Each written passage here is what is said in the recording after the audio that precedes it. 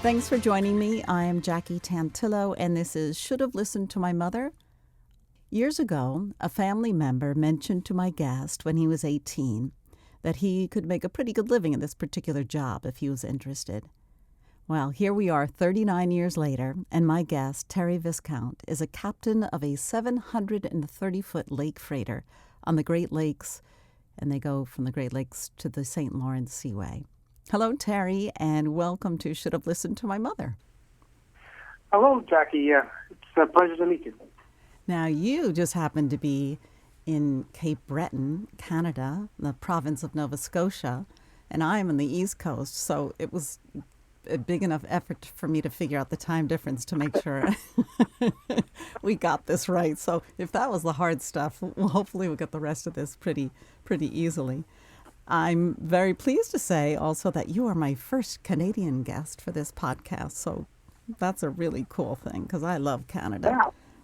Oh, thank you very much. I'm quite honored I've never done this before, so this should be very interesting for me as well. Oh, great. So there's so much to learn. Your career choice is absolutely one of the most fascinating I've come upon so far. You work for Algoma Central Corp., and Algoma Central Corporation is the largest Canadian marine transportation company on the Great Lakes. They started out as a railroad company, right? That is correct, yeah. And almost 100 years ago, I think, in like 1890s in Sault Ste. Marie, Michigan. They started out as a railway company, and they diversified into ships. And here we are today. They also have outside ships as well, which means they have foreign-going ships that run outside with foreign crew registered in the Bahamas, I think, or something like that. But, I strictly work on the Great Lakes ones within Canada and the U.S. Do you refer to it as a ship, a tanker, a freighter? What's the proper term? Well, we call them Lakers or freighters, but yes, they're bulk carrying. I work on bulk carrying self-unloaders, they're called. There's a system of conveyor belts underneath, and we discharge ourselves. Like I say, we get into a port, we load from ashore with shoreside operations, and then we are able to discharge ourselves by a system of conveyor belts and doors or open underneath the bottom of the ship and unload. So. I had no idea what your career was before we spoke briefly the other day, and so I've learned a lot, as I mentioned to you a little while ago. But if you go to Algoma Central Corp, their website, I have watched so many videos, and those Lakers are fascinating. They're 730 feet long. That's like twice as long as a football field. I've done my research. Oh, you've done very well. There's a system of locks throughout Canada to get you throughout the Great Lakes, and most of those, on the American side, though, they've got 1,000-footers, which are actually like 1,000 feet long. Ours are like, say, 750, and those ones are massive, and they're 1,000 feet long and 105 feet wide, so which is, like, when we meet them in the river, like, around the Detroit River area, ours, like, look very small compared to theirs. 1,000-footers seem so much longer because they're next to almost 1/3 length of ours. So. Right, it's big brother, little brother. Exactly. It's good they're nice if you're in ice and they're ahead of you because they make a nice big wide path for you. It's pretty easy sailing if they're ahead of you. Lake Superior is very I don't think it's 100% frozen over, but certainly 50 or 75%, and Lake Michigan, the northern top of it, is certainly frozen over down the Straits of Mackinac, and we can't get through there without the Coast Guard assistance because they have a Coast Guard ship Mackinac, and there's a few others there that convoy you back and forth across the top just to ensure that you're able to get through. So the salt trade is still going from Canadian salt down to Milwaukee and Chicago. So they do run salt just about all winter, road salt for the highways and stuff. And the Welland Canal, can you tell me a little bit about that? Does that connect Lake Ontario and Lake Erie, and there's 8 locks in there? That's correct, yes, there's 8 locks. And unbeknownst to me, my grandfather actually helped build it like in 1910 because they've had a series of, I think this is the third or fourth canal that they've had, because just as the ships got larger from way back, they just had to keep building bigger and bigger locks and everything. So, yeah, but my grandfather actually helped dig the Welland Canal back in like 1910 as a young man. This is your dad's dad? No, my mother's father. Oh, your father. mom's dad. Oh, neat. Yeah. And because Quebec City is at sea level and then Lake Superior is at 600 feet. So there's quite a, you got to climb or descend, depending on which, east or west. It's very impressive. It's very, very impressive.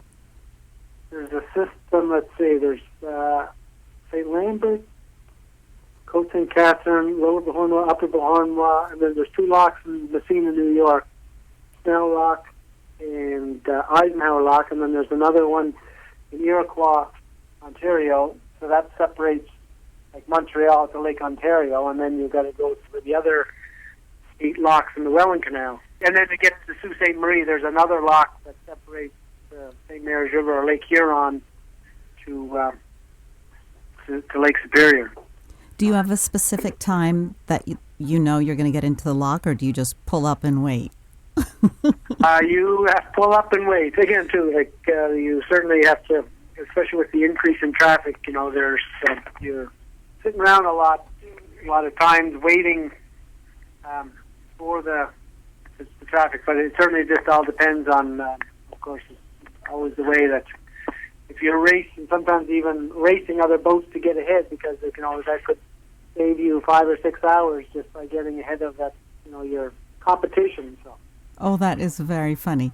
I mean, I've traveled on the Canal du Midi in southern France, and, you know, you have like 30 or 40 foot boat that you got to motor yourself, and you were going maybe 8 miles an hour, if maybe 5 or 6. Oh. So these little barges, but and they still close at lunchtime. So if you didn't get through, you were either left, I mean, it was absolutely beautiful. You're in wine country, so you just jump on the tow path and with your bike and you go into the nearest village. But still, the locks can either make or break your day, you know? Well, that's very similar to the Welland Canal, too, just because it's all about getting there at the right time, because if you don't, then, like, if there's a couple of boats behind you or a couple of boats ahead of you, can certainly make extra hours, because it's generally about 10 to 12 hours. Normal transit downbound. Upbound is a little bit better because usually you're light ship and you can go a little faster, but downbound when you're loaded, if somebody gets ahead of you or there's a couple of boats ahead of you, that can turn into 18 hours as opposed to, it can really extend your seaway transit. Oh my gosh, and these locks are so you bypass Niagara Falls, we have to mention, right? That is correct, yes. Which is, the way of getting... I never knew that all these locks were there. I think it's really, really cool. And what's the top speed that you guys can get up to? We can get up to a top speed of 14 miles an hour. The locks were made in 1959. They were 740 feet long and 80 feet wide. The last few years that they've been building the Lakers, they're now maxing them out at 740 feet long and 78 feet wide. So you've only got 2 feet when you're sliding into the lock. So, it is certainly a very tight fit, and there's, some of them have been damaged. If you go in at the wrong angle, you can dent in the side of the ship, and companies don't like that too much if you're going to be damaging the boat. So. Right, so you guys carry iron ore or salt or grains, aggregates. Do you even transport oil in your freighters? We do have a fleet of oil tankers, but they're separate, again, like say, from the actual lake boats, because most of ours are not, there is specifically designed ships that are oil, bulk, and ore, but ours are just strictly bulk products. There's no oil. What is your work schedule like? We work generally, there's 3 captains for 2 boats, and it's usually 2 months on. You work 2 months and you get a month's vacation. So it's usually starting around the 1st of March 2 months on, a month off. So it's just a rotation for the three of us. We rotate around so that the ships are always running, and there's always one guy on vacation amongst us. And that's generally the way that they all do it. What was the first job that you took or were offered when you decided to do this lake freighters job? My uncle in Ontario suggested that, just getting out of school, he said, well, I can get you a good job working on the lake boat. Oh, yeah, and I didn't, I had absolutely zero idea. I didn't even know about the Welland Canal. So anyhow, I go to Ontario and I was a cook on a tugboat. So the crew, I don't know, I don't think I was much of a cook either. So they didn't like, think to cook. But anyway, I managed to survive there. But my first job was a cook on the Jenny T was the name of the tugboat. Yes. You didn't know how to cook at all, but you took the job anyway? Yes. Well, again, too, it was certainly only because it was my uncle's tugboat. That was it's the only way I caveat. took a job and maintained it, because I think he said, listen, guys, you either eat his cooking or, you starve. So, but anyway, it did come around eventually. So it's been 39 years. Yes. And now you're a captain. Congratulations. That's really neat. Thank you. It was a lot of hard work. But anyway, I did eventually succeed in getting my captain ticket. Did you ever imagine this when you started at 18? No, because my first thing was that I had said, okay, well, I like every other kid at 18. Well, I'll do that for a few years so I get some money saved up and move on to something else. But I said, okay, I'll do it for 10 years. And so that time came and went. And for the first 4 years that I sailed on a freighter that was down working in the Gulf of Mexico, running from New Orleans and Houston into Tampico, Mexico. So, I got down through the Panama Canal up the west coast to Long Beach, California, and for a kid from a small town, I got to see a lot of stuff that I never would have unless I was sailing. That is very impressive, but you took advantage of it. That's pretty great that you were open to it and you got to see the world. Absolutely, I've got, I can't say a lot of people that, and being so young, it was certainly an eye-opener, but, it was quite an experience, and I certainly loved every minute of it. And, and affording me a nice lifestyle, and so it was certainly all good. So tell me a little bit about your childhood. I grew up in a small town, the third child of 7 kids. So there was certainly my dad was a steam and pipe fitter, worked up at the local mill here, and my mom was a stay-at-home mom for the first, till the kids grew up and then she just took a job at a nursing home. So there wasn't certainly a lot of money around, and we had, it's really like every family around that age, you were always excited to get the box of hand-me-downs from, my aunt in Ontario, and so it was certainly a very modest living. My mom and dad never had a lot, but when you're trying to feed 7 kids, it's certainly that's a challenge. I'm quite impressed with people nowadays, that have more than 2 or 3, because the cost of raising children is astronomical. It really is. I know the feeding. I'm the youngest of 7, so. Oh, really? I get it, and it's so great. And I was actually thinking about that because just such a simple thing. There's so many wonderful things about being from a large family, but just the fact that you share everything, and who cares if it was this one's clothes or that one's clothes, or you sleeping in your bed. You sleep anywhere you want. You make it all work, and it wasn't an issue, right? You just all worked together. And, well, that's right. You shared everything. You did whatever made it work. Whatever you had, you used.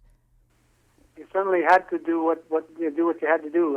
Like say in our we don't have a big house, but 3 bedrooms, and of course there was 4 boys in one room and 3 girls in another room, and just bunk beds and, like one bathroom. Oh my gosh, it's so great.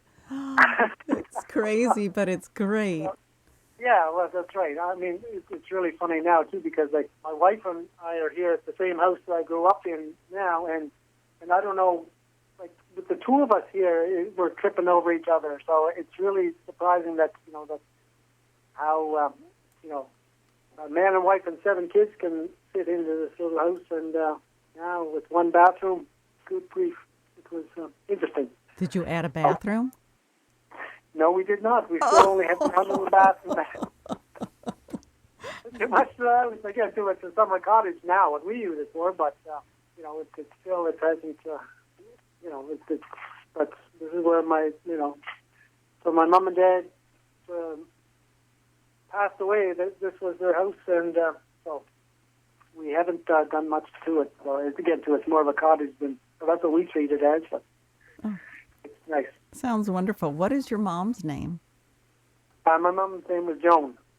There's a beautiful picture of her when she was very, very young that you posted on Facebook. Is that when she died in 2006, I think you said?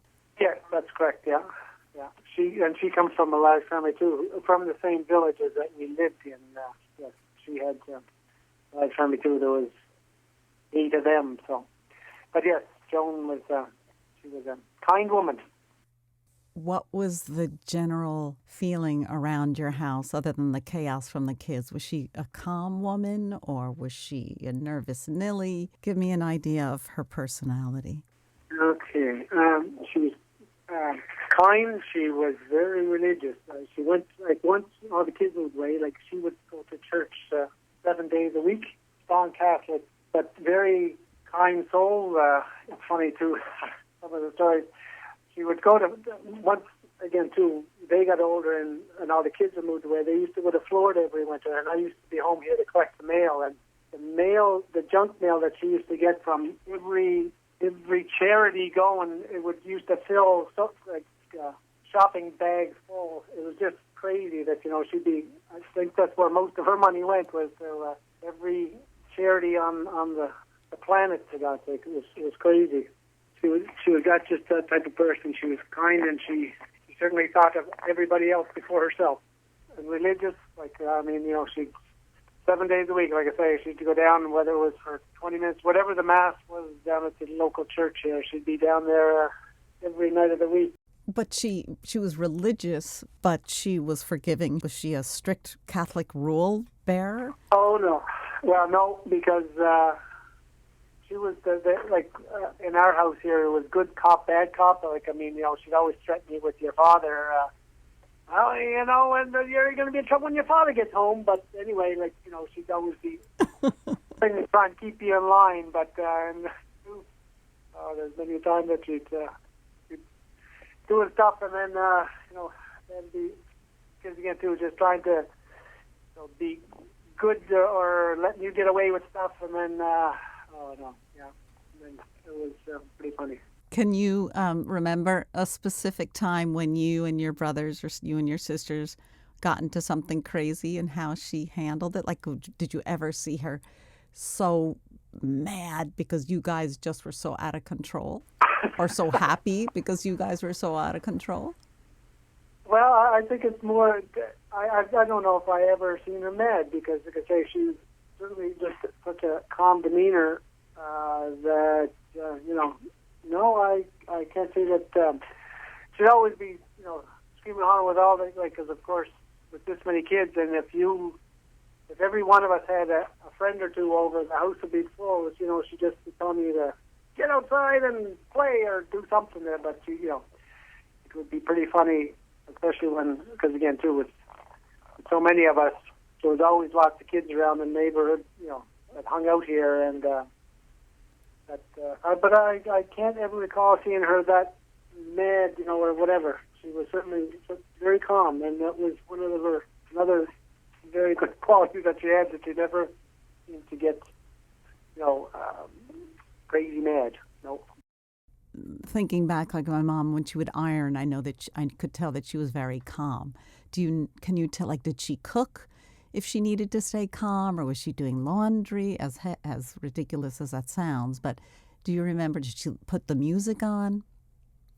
Yeah, so what she's certainly, like, I guess a lot of the women at that age, I think she probably just watched TV or something. I know she used to like her soap operas, but, and cook, it's a funny situation because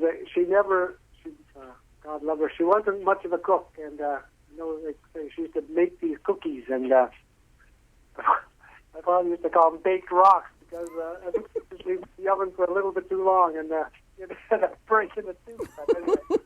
Oh my God! Yeah. Oh yeah, she was. God, for all the things, all her qualities, cooking wasn't one of them. That's for sure. What did you eat for dinner? Well, mostly it was when you're feeding that many kids. It was certainly like you get the pot roast or whatever it was that feeding that many kids. But funny. But, yeah. Well, yeah, too. I still never remember going hungry or whatever. Just, but certainly I know that her desserts, her baked goods and stuff. But I just certainly remember her baked rocks. That's. What about Thanksgiving and Christmas? What would you have? We would certainly have. My dad was from Newfoundland, so we'd always happen to have the boiled dinner, or the jig dinner, like they call it. But we'd always certainly have the turkey, and there was never any question there. You certainly have and she was close to her mom too. That she lived down, and her mom lived to like 95 years old, but so she was just down the road as well too. So we certainly had always a good time. They always focused around family and food. So that was definitely good times. Well, those are the best times, family and food, right? I mean, you don't need anything more than that. So what did you just say? Your dad was from Newfoundland and they ate what? Boiled food?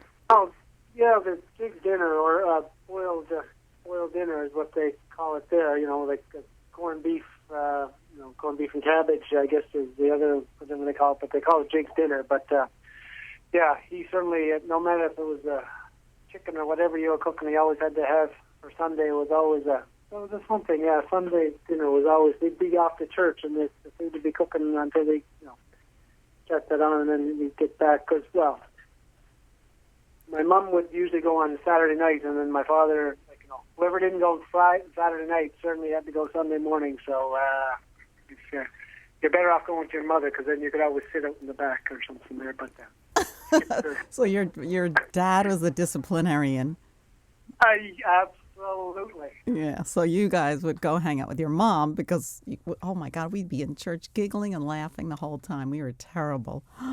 We were just crazy.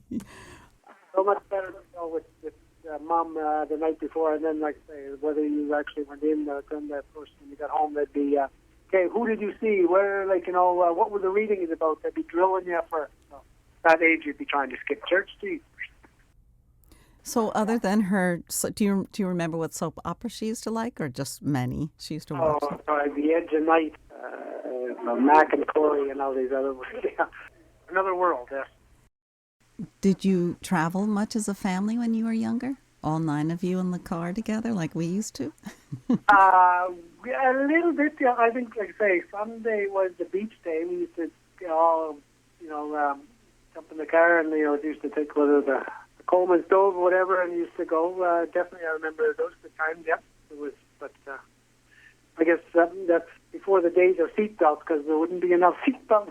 You'd have to have a minivan nowadays. But no, I don't know how we did it in a station wagon. The 9 of us would drive from Long Island up to Montreal and Quebec City. We had the luggage tied to the roof. We headed up the Northway. It was wild. I don't know. We must have been lying across one another on top of suitcases. I have no idea. But it was really great. I mean, the most memorable time of our lives. Certainly, it was definitely like Sunday afternoon or something like that. But, and beach, like say, they enjoyed going to the beach and picnics and stuff like that. And was she involved in the community at all, your mom? She was with Catholic Women's League. She was in with the CWL, and well, she was never a knitter or anything, but so she wouldn't. But definitely Meals on Wheels and different stuff like that she would be looking after seniors. And she didn't cook, did she? No. She did more on the delivery jam than the cooking. I think, but no, that's terrible. Like I say, 'cause she was good for most of the stuff. But just she just her pies and cakes and everything were good with just her baked rocks. That's all. Where did she and your dad meet? They met in Halifax. My dad actually sailed as well too in Halifax, but they met. She used to work as a cashier at the grocery store there, so I think that's how they met. How old were they? They were married for 50 years, and that was so she was 21, 22, because they had they'd been married for 50 years in the July of like 2005. So, yeah. Was your mom ever on any of these Lakers? Unfortunately, no. But she obviously knew all about it. Yeah. My brother, I had a brother that lived in Toronto, and she came up to visit one time. So we got to the Welland Canal. She seen the boats, and I happened to be in the Welland Canal that day, so that was even more, even sweeter. But we just sort of got, we got to look at the boats and stuff and go. Her watching them go through a few of the locks. But no, she did not. She was never on one. So did you used to call your mom from the ship? Oh yes. Hi, Mom. What did you call her? Well, hi. What did you call your mom? Oh, we just Ma. But just calling. I think she used to be really impressed or whatever that too. Certainly very happy to hear from me. But because again, when we were on that Mexican, running into Mexico or whatever down south, of course, those were the days that you had to have a calling card and all this other stuff. Now it's cell phones and everything else. It's so much easier. But no, she's certainly enjoying the phone calls, knowing that I was safe and sound. Because I'm sure the rosary beads were going steady. Yeah, absolutely, all night long. Never slept. I don't know how my grandmother, we'd sneak into her room at night and we could hear her saying Oh, yeah. all night long. What did your mom call you? How did she, when she would say, hey, what would she call you? Well, if it wasn't one of my other brothers or sisters, well, mostly one of my other brothers' names, she finally did. It was always just Terry, but after she went through, because I read a Brian, David, Cyril, Terry. So, but anyway, he usually went through 2 or 3 of them before. Again, that certainly all depends on her state of excitement, whether she was mad or not. But yeah, no, it was my name is Terry. It's not Terrence or nothing like that. So it's never. She always used to correct people if they would say Terrence. Sorry, his name is Terry. Good for her. My dad used to do the same thing. He would go through 3 or 4 names before mine came up. So I know exactly what you're talking about. That's very funny. And did she have any sayings or mottos that she would use? Sayings?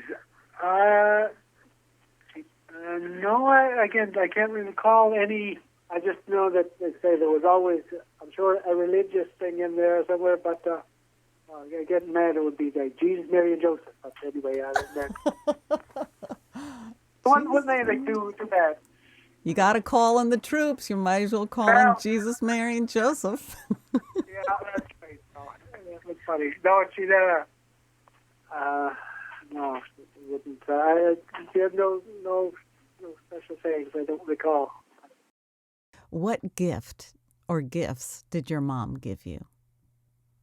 I would have to say the compassion and the caring, because I get to, she was certainly very caring, and she just certainly looked beyond, the person and always found the good. So I would have to say that, because she was certainly a wonderful, compassionate woman. Do you remember a specific incident when she helped somebody out and showed that extra compassion to someone outside the family, maybe? Well, there was certainly in the church, there would be lots of times that the people with the food, just trying to make sure that, especially around the Christmas holiday, or the holidays and stuff, that, to make sure that she would go whatever way and making sure that the people had something. and making sure that that they were at least have a little something extra, and buying gifts and just making sure that they had, that she was sharing whatever she had. Although, again, to her face, she didn't have a lot because she mostly would be giving whatever she had away. So. She'd think of other people before worrying about herself. Absolutely. She always thought of everybody else before of herself. Not only her kids, but just even, her friends and people she didn't even know. What made her go out and get a job finally? Were most of you guys out of the house? Well, what happened is my dad had gotten sick. He used to be a steam and pipe fitter, and he got sick, so he couldn't work. And the kids, we were still all living. Well, not all of us, because I had an older brother that moved out. He's a few years older than us, but it was still just economics. She had to go to work just to help out because my dad was just on the pension, and so in order to survive or whatever, that's what she had to do. So she went working at a nursing home, and again too, and that was late in life. Well, later, because certainly she was. Never had any work, well, other than the work experience once she had when she was 21 before she started raising her family. She had strictly economics.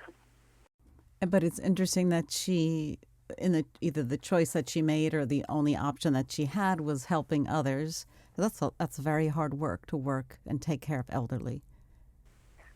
Absolutely, and but she was a strong woman, and she could handle her own, and so.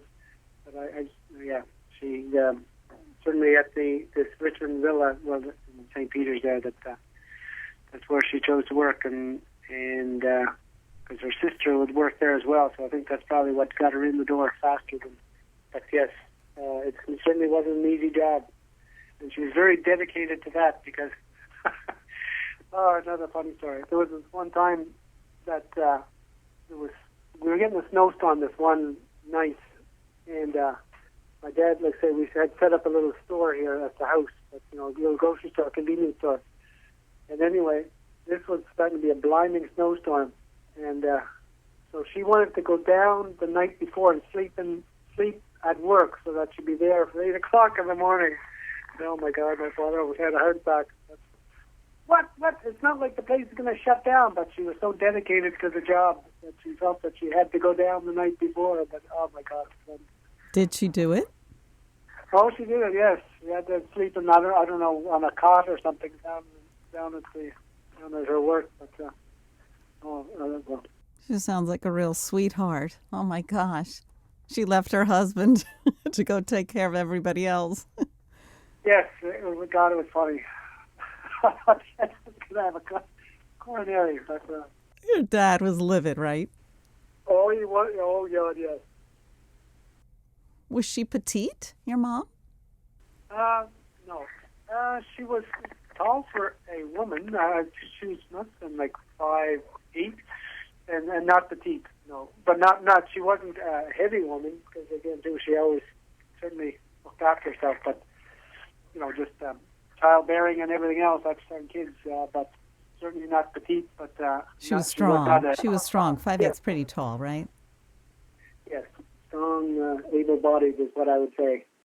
She had a lot of kids and a husband to take care of.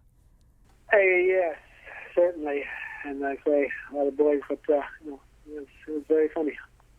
Oh God, I can still say, reminiscing or talking about that story, I can still. See my father coming in when my mother said, "Well, listen, can you take me down to work tonight, so because I don't want to miss tomorrow." Oh my God, it was. Well, that's the best part of doing this podcast is that the longer we get to talk, they start remembering these specifics, and often and not, it's laughter, tears are definitely been there, but the memories are the best part. Oh my God, it was funny. Because, like I say, there was like 2 feet of snow and it was still building it. She was adamant that she was going into work. Good for her. Good for Joan. Yes. She certainly she put up with a lot. That's after all these kids. She was dedicated to this, right? Your mom? Absolutely, and it gave her independence, and it gave her money, and certainly it elevated her because like where all these years, like my father had been working, and giving her not so much an allowance, but giving the household expenses and this and that, and finally like she's there earning her own money and she can do whatever she wants. Like not so much do whatever she wants because she still had responsibilities and stuff, but at least I'm sure it certainly must puffed out her chest because at least she's her own woman now rather than relying on somebody else. All those years, right, since she was a teenager and she got to go back to work. That's pretty empowering. Good for her. Exactly, that's right. That's a good word, empowering. Yes, definitely. I certainly do have to give her a lot of credit for the person I've become because of her, soft demeanor and, her whole outlook and her kindness. But, the same as with my dad. I wouldn't have the work ethic that I have without his, I guess, I don't know, I'm not sure if they'd call it tough love or whatever you want to call it, but certainly with the combination of both my parents, it's, I guess, why I turned out the way I did. But I certainly appreciate them for that. So who you are today is because of your mom? Yes, because of her kindness and generosity. Isn't that amazing how something as so many people would think is simple, and yet it is monumental to have those attributes and that awareness? Oh, absolutely, because like I say, what I've seen her do and how much I've seen her struggle because she's giving her stuff away.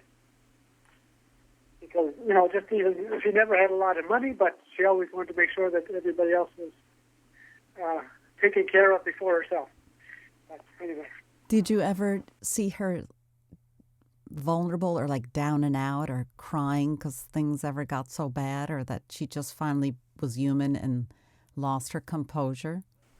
Well, no, because I'd never let that see happen because, I know one time she had lost her wedding ring. So anyway, I was working and making good money. So, although it wasn't the one that she got from my father because those ones wore out or something. So I just ended up, she wanted this diamond ring. So anyway, bought this ring and my sister still has it today. So it's all good. It's all good. My guest has been Terry Viscount, and he's calling me from Canada, not only Canada, but Cape Breton, like almost Newfoundland, the northeastern coast of Canada, and it's been such a pleasure.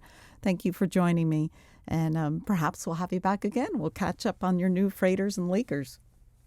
Wonderful. That would be great. I'd really enjoy that because I've had a wonderful time with you, and just like to thank you, Jackie, and it's been a pleasure. You've been listening to Should Have Listened to My Mother. I'm Jackie Tantillo, and see you next week.